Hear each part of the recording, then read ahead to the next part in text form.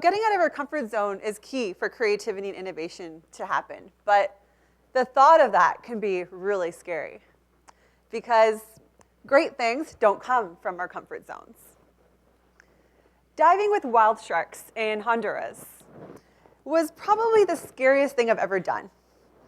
It was an incredible experience. It was really humbling, and I was freaked out. I had to get down there. It was about 70 feet deep, and it was only until I was down there and I was swimming around with the sharks, I was like, you know what? This isn't so bad. It's actually kind of cool. I just need to chill out a little bit. And after taking a few deep breaths, I was like, well, would I do this again? Probably not, but I can because I've done it already. I've already done it. It's not that bad. So coming out of that experience and all the adventures I've had traveling and living around the world has made me become comfortable with being uncomfortable.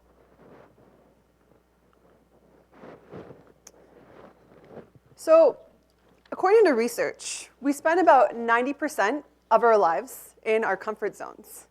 You know how to get to work every day, you know how to put on your clothes, pay your bills, and oftentimes we're operating on autopilot. It's when we stay in our comfort zones, that's not where innovation happens. Innovation happens when we get out of our comfort zones. And it's about getting into the unknown, which can be a really, really scary place. So if you see here, there's 3 different areas, 3 different circles. And you see the learning zone is right in between the panic zone and the comfort zone. And the learning zone, the yellow area, is where growth happens. So if we're trying to be inclusive and innovate, it's extremely important to expand our learning zone and be aware of when those triggers occur that put us into our panic zone. And of course, it's really important to understand that we're all different, and everyone has different thresholds for these different zones. Some people just can't be in their panic zone, and they just prefer to stay in their comfort zone, maybe creep into their learning zone a little bit, but not that far out. But of course, it depends on our circumstances as well. So who has tried eating insects before? Anybody? Yeah? Okay. So about three years ago, I went to this event called Food Loves Tech in New York. I got to meet Jose Andres and Gary Vaynerchuk and all these really cool experiences. And they had crickets. And they had this mealworm and cricket bolognese pasta sauce and some taste testing. And you know what? According to EXO, which is a company that manufactures cricket-based protein bars and different products, crickets are 20 times more efficient than meat when it comes to protein, because obviously they use less land, less resources, and less food. How could I eat that? It was the scariest thing to, pick up a cricket, and it was just my mind was programmed not to eat crickets my entire life. So it was really, really strange for me. But after staring at it for about 30 minutes, I was like, you know what? I'm just going to try it out. I see people eating it. It's normal, apparently, in several parts of the world. And it turned out that I actually preferred the cricket and mealworm bolognese sauce over the meat sauce when I did the taste test. More than 2 billion people eat bugs every single day. For many, that's the only available food source for protein. They eat ants, bugs, grasshoppers, butterfly larvae, and those are actually staples in many parts of the world, especially in South America, Asia, and Africa. Imagine you wake up one morning and you're forced to leave everything that you have. Your home, your social capital, your family, your friends. My parents were forced to flee East Africa in the 1970s, and they ended up going to Canada with only $100 in their pocket. And that's actually where I was born, in Toronto. Every day, every second, there's one person being displaced. Every moment, every second, there's one person being displaced in the world. Not only am I an immigrant here myself, and it's not easier for Canadians to immigrate to the United States. Everyone thinks it's easier because we're Canadian, we're allies, we're friends, but it's actually the same. Just like my parents, I've also been displaced for several months when my home in Washington, D.C. got destroyed in a fire. As you can see here, these are actually some pictures from the refugee camps I visited in Djibouti. And these are people, they're humans, just like you and I. But they face food insecurity, water scarcity, harsh climate conditions, They don't even have access to land oftentimes. They're facing unemployment. They usually don't have electricity, depending on where they are. But the amazing thing about these people, the refugees, is they're incredibly resilient. They're extremely creative. They're really, really entrepreneurial. And they can create amazing things out of nothing. It's pretty cool to see what they can do. When we're forced to live outside of our comfort zones, we tend to become risk takers. It almost feels normal to take risks. And that doesn't mean that resilience can't be taught. In fact, my company, Innovating, we teach a lot of these skills around resilience. And you can see, we make people get out of the building, following some lean startup methodologies, just get out and actually go get rejected, go experience getting rejected. And that can be a really empowering exercise. Has anyone watched the TED Talk, 100 Days of Being Rejected by Jia Jiang? Yeah, it's pretty cool. So back to my example.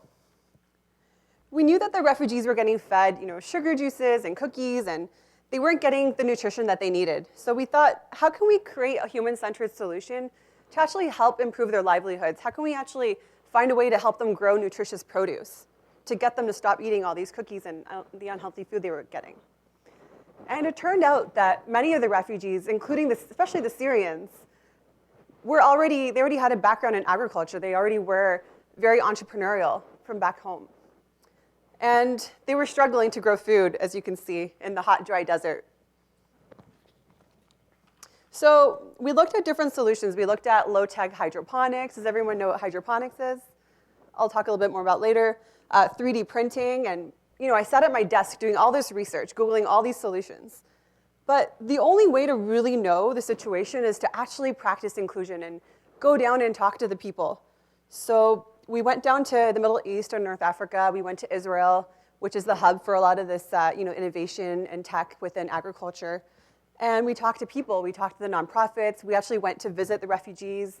We talked to the host communities. We talked to the government. We talked to all these different stakeholders. I even found this Israeli entrepreneur online who connected me the entire country, like over 30 people. And it was amazing how that happened and how inclusion can actually lead to collaboration. So after successfully launching the hydroponic systems, the very low-tech systems, as you can see here, this is in Palestine, but really using basic materials. We thought, so we're able to grow fruits and vegetables, but protein is still an issue. And it's time to iterate. It's time to think about how can we sort of go back and who's familiar with the human-centered design process? Anyone? We have some sessions on design thinking today, so it's going to be really interesting. But so after successfully launching hydroponics, we were like, well, it's time to iterate. And that's what we're up to now. We're actually looking at the insects, the crickets, the bugs, and we managed to secure funding to go to Korea and do more research there and see what's the situation. How can we actually expand insect farming into Africa? So we need to be inclusive in order to innovate and understand the needs of the people that we're actually designing solutions for. And to be inclusive, because I don't want to stand up here for 40 minutes and talk, I really want to practice inclusion with you guys.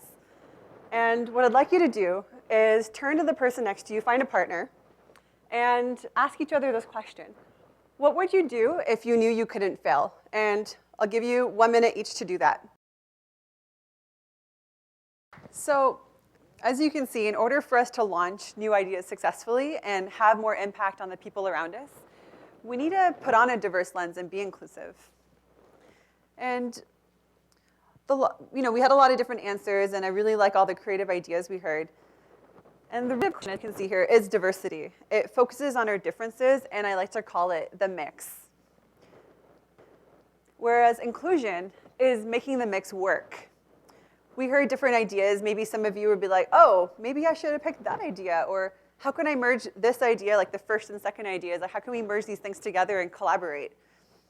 So diversity inclusion, or D&I, goes way beyond age, gender, ethnicity, and all those different metrics. It's not just about that. It's about how do we think. And when we're being inclusive, and when we're being comfortable, when we get comfortable with being uncomfortable, that's when we open doors to innovation. So in other words, diversity is a reality, and inclusion is a choice. And in order to embrace inclusion and have it be a catalyst for innovation, We need to have a high degree of emotional intelligence. We just heard a little bit of that from one of our participants. And I want to focus on 3 areas: self-awareness, empathy, and resilience. In fact, inclusive innovation starts with I. It starts with us. It starts with understanding ourselves, because before we can understand others, we need to have a pretty deep understanding of who we are and where we're coming from.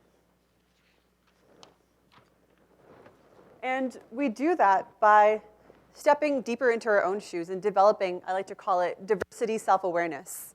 We must be aware of the unique lens that we see through and how we see the world, as well as how the world sees us. And as we do that, we develop more of that self-awareness. We can better articulate our own identity, our biases, and we can also move from strongly preferring our perspective and embrace other perspectives as well. Basically, we stop looking for sameness, because innovation does not come from sameness. And the one way we can increase self-awareness is by asking for informal feedback from colleagues, from friends, just get insights on how other people see us. And a great tool to do that is the Johari Window. Has anyone heard of this tool before? Okay. So the Johari Window was developed by Joseph Luft and Harry Ingham, these 2 social psychologists in the 1950s. And basically, it's a tool that helps us see the difference between how we see ourselves, our self-awareness, and external perceptions of us. And as you can see, there's 4 quadrants. On the upper left quadrant, we have the shared area. And that shared quadrant is how we see ourselves and how other people see us. And then on the upper right, we have the blind quadrant. And this is how other people see us, but we're blind to see that ourselves. So this is how other people might perceive you that you're not even aware of. And then on the bottom left, we have the hidden area, which is the experiences, some of our secrets, the things that we want to keep to ourselves that other people are not aware of. And my favorite quadrant is the unknown area. The unknown area is what you don't know about yourself, or maybe subconsciously, but you're not consciously aware of, and things that other people also don't know about you. And I really like that quadrant, because I think that's where our untapped potential lies. For example, I was terrified of public speaking. I flunked my first paper in graduate school, and I didn't realize that I'd become a good writer. I'd get into speaking. And it was only through developing that awareness and actually putting it into action as well. So each and every one of us is represented by those 4 quadrants. And it's a great tool, like by getting feedback from people or being vulnerable, just trying different things to become more aware of those 4 quadrants. So let's try something fun. What do you see here? A horse, okay. Anyone else other than a horse? Frog, okay. So let's tilt it to the side. And now what do you see? Frog, anything else? Okay. So whether you said frog or, sorry? Pardon? You see both? Okay. So whether you said frog or horse, I've had people say other animals and things, you're all right. And it's interesting how our perceptions are defined by our experiences. It's the same way in the real world. We don't see things as they are. We see the things as we are. So if you're a happy person, you might see the world to be a joyful place. If you're a sad person, you might see the world as a place of despair. The world is largely in our mind, and so our experiences determine how we see and perceive things. And we can't get rid of bias, but we can become aware of our biases. So one thing I'd like for you to do over the next week is ask 5 to 10 people, and try to take notes on this if you can, because it's really powerful when you actually do this exercise. And ask them, what are my greatest strengths? And what are my growth areas? And hopefully you'll be able to really understand more about that blind area of how other people perceive you that you might not even be perceiving of yourself. So the next competency is empathy. Empathy is the engine of innovation. So going back to my example with the refugees, I could relate a bit to the refugees having been displaced myself. But to do the work that I was doing, I was not an agronomist. I was a complete outsider. I had to build this cross-functional team, and I had very little experience in agriculture. But if we had just built a team of agronomists, then it would be pretty homogeneous, and we'd probably not have as many different ideas or innovative ideas. So it was the diversity of our team and our inclusive approach by actually going down and talking to all these different stakeholders that we were able to innovate. So we often have to learn from those that we have the least in common with, and that comes through empathy. Who knew that putting together these PVC pipes, a pump, a solar panel, some growing medium, and a little bit of water, it's actually 90% less water than traditional agriculture, and no soil, absolutely no soil, could allow us to grow nutritious food in the desert. We know that an idea, to have a better chance of being implemented and to have a lasting impact, it's important to involve the people who are supposed to be, that are actually being affected by the problem and get them involved in the process of creating the solution. This one's interesting. So birds of a feather flock together. This basically shows us that we like being around people that feel familiar, that are like ourselves. That's part of human nature. It's called the similarity attraction effect. So it's important to be aware of this as we're trying to become more inclusive. And so why empathy? As we develop empathy, it allows us to become more collaborative. It can be really uncomfortable at first, but it helps us develop a growth mindset. It helps us mitigate bias and collaborate in new ways. And why do diverse ideas end up giving us more ideas and better ideas? It comes down to a very basic fact of innovation.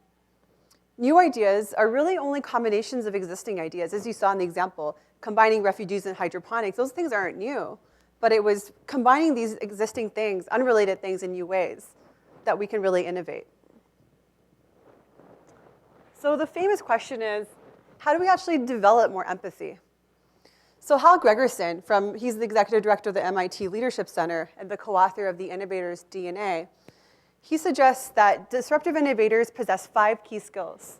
The first one is questioning, which allows us to challenge the status quo, observing, which allows us to detect small details, and networking, which allows us to gain radically different perspectives, as well as experimenting, which allows us to test new ideas. And I really like this one, associational thinking, which is where we combine different things, unrelated concepts in new ways. And if I could add one to that, I would say active listening. I think we have different levels of listening. There's different models around this. I like to follow, I think it's coactive coaching. There's 3 different levels of listening. And oftentimes we're using level 1, which is basically thinking about how we're gonna respond in conversation without really absorbing and being present and taking in what the other person is saying.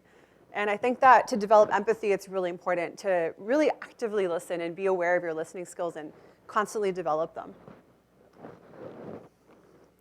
So the third area is resilience.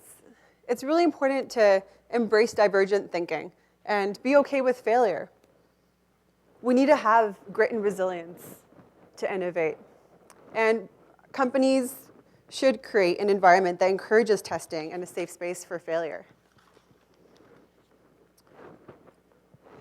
So J.P. Guilford, 1967, came up with divergent and convergent thinking. Is anyone familiar with that? If you're in design thinking, you probably heard of that. But convergent and divergent thinking, basically there are 2 ways to find a solution. There's the straightforward way, which is convergent thinking, and the indirect way, which generates creative ideas, as you can see here with divergent thinking. And divergent thinking is necessary for innovation because it's the ability to think out of the box and considering all the possibilities to get to a solution and doing it in a free-flowing manner. So failure is a necessary part of the innovation process because there's learning, there's iteration, adaptation, there's building new conceptual and physical models. And we're constantly going through this iterative learning process, just as you saw with like the hydroponics example, and then we're now going back and looking at bugs and crickets and all these insects. And oftentimes, we tend to become really risk averse right before a new idea or strategy is about to be born. And it's really interesting. There's a book by Seth Godin called The Dip, and I think it's really relevant if you've heard of it. It's a really great small book, and it tells us that oftentimes right where we're about to succeed or go through like a breakthrough, there's this dip, there's this part where we kind of like almost fail, or we kind of like almost give up. And getting through that and being resilient through that process, not a lot of people can do it, but if you have that resilience, you can get through that, and that's when the breakthrough happens, when you actually get through that. So just think about Edison, like the 1,000 unsuccessful attempts to invent the light bulb. That's a really great example. And entrepreneurs tend to understand the importance of this, but I think that companies and especially education need to embrace this more because we still have an anti-failure bias in society. So when my house got destroyed, I had to basically redesign my life, and I had no idea what to do. So I went on this Eat, Pray, Love journey. I went to India, I went to Bali, I went to Thailand. I did all these like massages and Ayurveda and yoga, meditation, and I was like, I'm gonna have an answer by the end of this trip. I was like, well, whenever my house is repaired, I'll go back and figure it out. But I came back to Washington, D.C., and I actually came back with more questions than answers. So it was only when I got back, and I actually had trouble getting back into the country after Bali because the immigration officer at Toronto Pearson Airport was like, I'm not going to give you the visa that you're trying to get. I had some trouble with the immigration officer, which is sometimes normal. Usually I had success, but he denied entry. He denied me entry, and I was like, that's my home. I've lived in the United States for so long. My home's there. My family's there. It doesn't matter. I don't have rights to enter the country. So I came back the next day with a different reason. I was like, and it was the same officer, of course. And he's like, oh, you're back. What's your story today? And I was like, well, I want to visit my family, and I want to try to figure out my job and the paperwork and all that stuff. And he was like, okay, I'll give you 2 weeks to enter, but you need to have your paperwork sorted. And I ended up coming back into DC for 2 weeks and was like, well, what do? I need to find a job that will sponsor my visa. And I ended up relying on my network. I said, you know what? It was really uncomfortable to reach out for help, but the power of asking and reaching out to my network and being like, you know what? Like, I need a job, I need a visa. Can you help? Or who can you connect me to? Or do you have any ideas of how I can, stay here? And it was amazing how many opportunities came my way when I just asked. And I think that's something we need to do more of. But it was also amazing that I had 100 coffee meetings just batched up over the course of 2 weeks, and how that's helped me even where I am today. And even through one of those meetings, I actually got the consulting opportunity because I was I was so resilient through that process that they're like, hey, the World Bank contacted me. They're like, can you help us with this work on the hydroponics? You've been displaced, et cetera. Maybe you can work with this refugee situation. And that's how I ended up in that role. So I had a limiting belief. A limiting belief is basically the story that we tell ourselves that isn't true. It could be about money, it could be about family. And I almost didn't think I would be able to stay here. I was like, am I gonna have to move back to Canada now? Or, I left Canada, it was too cold, and I'm happy in DC, but I was like, I don't think I can move back to Canada, so I gotta figure this out. And so I had to change the narrative I was telling myself that, no, you know what, I'm gonna figure out this job situation, and I'm gonna take action to make it happen. So I'd actually like you to take a moment now and think about your own limiting beliefs. What are some of the stories that you tell yourself that aren't true? Another example of mine was public speaking. I was terrified of public speaking my entire life. I'd avoid all the debating. I'd get really nervous when I had to do a class presentation all throughout school. But I changed that narrative. Anyways, I'd like for you to take a couple minutes and either turn to your partner or someone else, maybe somebody new, and just share what are your limiting beliefs. And I'll give you a couple minutes to do that. We're gonna keep going, but what we're gonna do is we're gonna reframe our limiting beliefs into empowered beliefs. So I think that you're able to reframe those beliefs and experience that mindset shift, but also put an action towards it so that you're not just changing in your head, but you're actually gonna do something about it. So I want you to take a couple minutes and again with your partner, share how you're gonna reframe that belief into an empowered, actionable belief. So I'll give you 2 minutes to do that. So as you can see, having a high degree of emotional intelligence which is key. Being self-aware, being empathetic, and being resilient are really key to be more inclusive and innovative. I used to think that innovation was just about technology and having these cutting-edge ideas. I'd spend nights on Google trying to figure out what business am I going to start next, what problem am I going to solve, until I realized that it starts with us. It starts with that self-awareness and finding our sweet spot. And going through that process of resilience led me to co-found Innovazing. And as they mentioned, we teach 21st century skills around this. And this is our model at our Leadership Institute, which is basically an extension of Daniel Goleman's work on emotional intelligence. And having these skills are really important, as I mentioned, to be more inclusive and innovative as leaders. If you'd like a copy of the slides, you can just text Innovase to 66866, and we'll send you a copy of the slides and some tools. So to conclude, when we use diversity to solve problems in an inclusive way, innovation happens. And research shows that that correlation actually goes both ways. Diversity drives innovation, and innovation actually reinforces diversity. And inclusion, as you can see, is at the center of both. Inclusion enables us to not only expand innovation, but also its impact. Thank you.